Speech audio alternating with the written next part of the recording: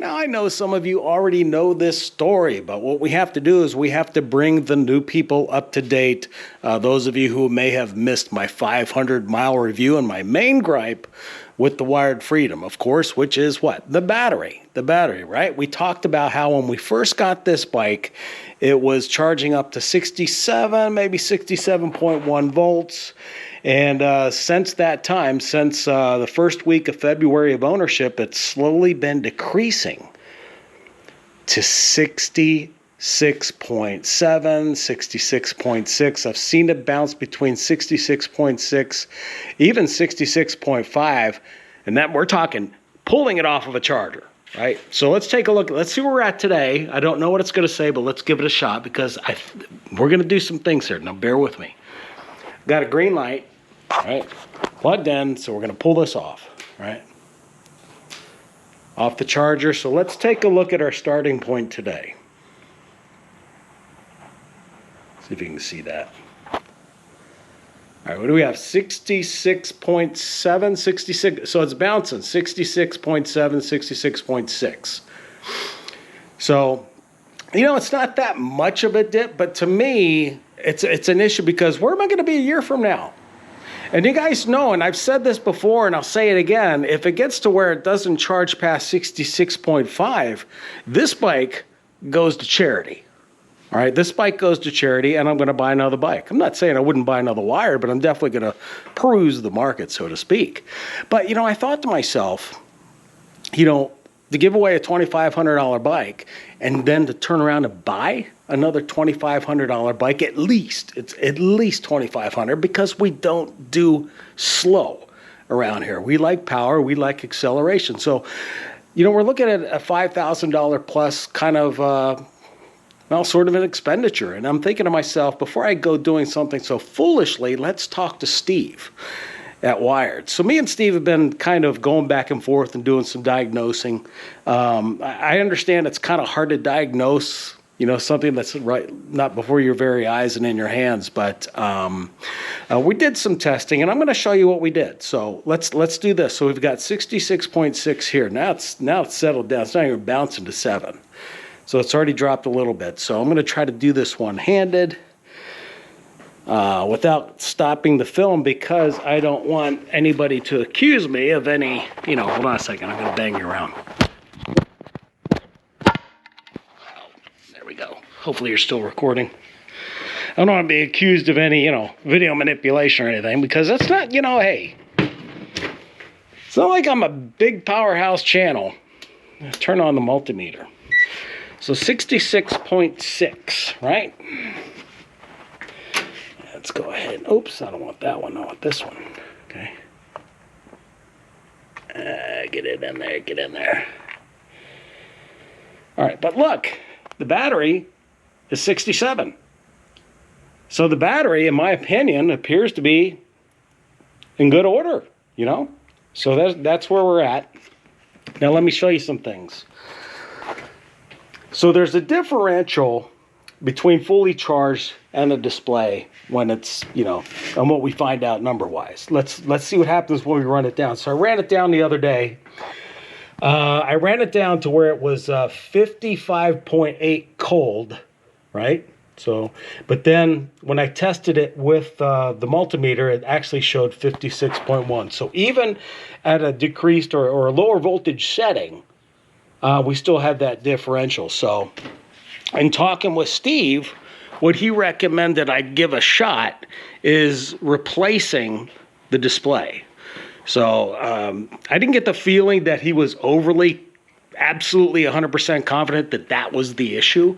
But I thought to myself, you know, why not? It's a plug-and-play device, at least it should be. And, you know, it doesn't hurt to try anything before we give up on the bike. Or who knows, maybe I'll pursue it further. And we'll take it from there. So this was on Saturday, and Steve sent the display to me, and it was here. What is today? Today's Tuesday. It came yesterday. So, yeah, it was 2-day shipping at the most. And so what we're going to do is we're going to replace the display now and see what happens. So hold on. I'm going to cut off now, and we'll get started. You may consider this a special episode because it's probably the first and last time you'll ever see me do an unboxing. You know I hate unboxings, but what do they say? If you can't beat them, join them, right? So let's take a look at what old Steve sent us here. And there's our new display. Okay, looks like we've got, well, 2 wires, and then it looks like we have to replace that piece, that goes over here. So this is the control switch here. And then this piece here looks like it would go probably down here somewhere, right? Yeah, okay. Well, let's take a look. I'm going to kind of shoot this stuff in one shot, and then I'll edit it to make the video not too annoying. I mean, not that that's really what I'm looking for. I'm really looking to annoy you. I mean, that's my modus operandi here. You think I'm on YouTube for money, don't you? You think I'm here for fame? No. If I could just annoy a couple of you, I'm definitely in my wheelhouse. So, all right, so it looks like this one wire that goes down here ends right here. Hopefully you can see that. And I guess it just pops. Yeah, there we go. Pops apart. Now you got this weird squiggly thing. I'm not real sure how these things work, but we'll just take it and just kind of start unwrapping it. That seemed like a good deal. Oh, it's not too hard. Oh, look at that. Oh, my goodness. Making quick work of this. Boy, I'm thinking about becoming an e-bike mechanic after this kind of ease of disassembly. Now, we've got a couple of bolts holding that on. We've got probably some sort of a screw holding this one on. So I will go ahead and we will get those right now. Well, what do you think? Think this will work? Mac Tools to the rescue. Once. Now, what the hell is this? Oh, okay. So this piece here, I guess I just dig in here and it'll just squeeze out. I was just like, that looked like it was permanent. I could feel like my blood pressure going up, my temper getting ready to throw some tools up against a wall. Oh, believe me, if you stick around here long enough, that's going to happen. You're going to hear foul language that you didn't even know existed. You're going to replay in that foul language, so thinking, man, I could use that kind of language. I could use that when I'm losing it. Oh, there we go. As you can see, we're not really into anything too heavy here, so I'm actually kind of happy about this.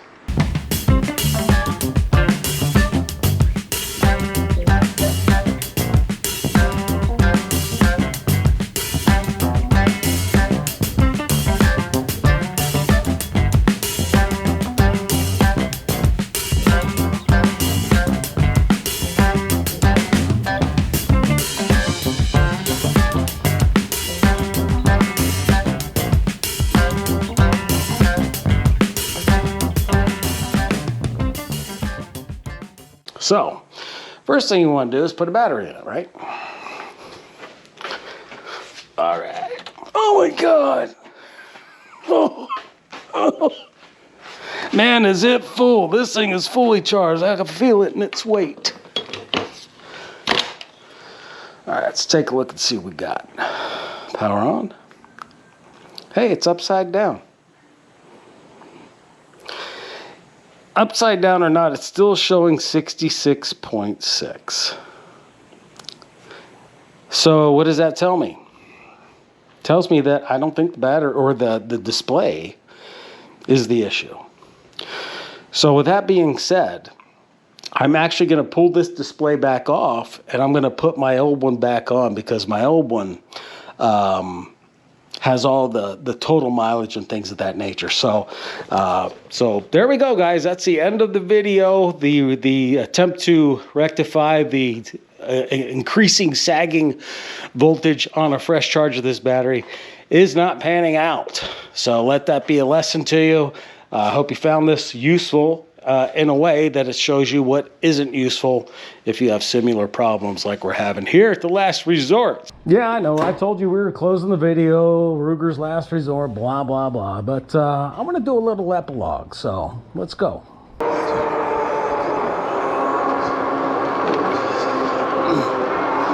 Yeah, just to kind of make sure there's no, no loose ends, so to speak. I want to make sure you guys understand that this video, it's not any type of a criticism or a rip on Wired. I can tell you, I've been emailing with Steve back and forth. He actually picked the phone up and called me more than once. Unfortunately, I'm kind of one of those weirdos that I don't always carry a phone. I don't like to be found sometimes by anybody. And I kind of live like it's 1985, I guess. But Steve's been very responsive. I get the feeling that he's kind of confused about this issue as much as I am, especially because the battery and the charger both test out fine on the multimeter. So I think at this point, what I'm going to do is I'm going to go ahead and contact Steve again, let him know it didn't work, and see if he has any other additional thoughts, or if we just want to ride with this for now, which I'm not sure I'd be okay with. And here's the deal, guys, is that I've seen some of your comments on my videos, and you have the same complaint. Not all of you. Some of you may actually have the issue and just don't realize it. You don't realize when you pull the battery off the wall charger that it's only showing 66.6 volts or maybe less, especially on a battery that isn't that old. So I suggest maybe you take a look at that, because I think, you know, Steve's willing to work with us. At least that's the opinion I get. He's willing to work with us to figure out what's wrong, because he doesn't want videos like this going unanswered without a resolution. Right? At least I wouldn't. If I was running a business in this day and age of social media and YouTube, man, you've got to have a good product, and you got to stand by it.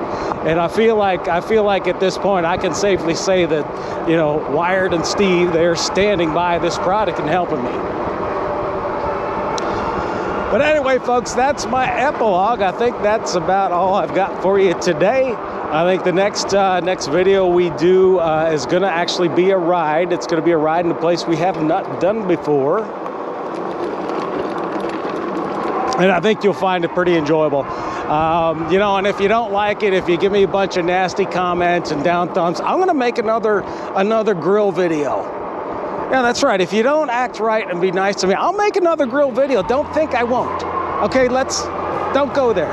Don't call my bluff, folks. It's the last resort, and I promise you this is the end. We will talk to you soon.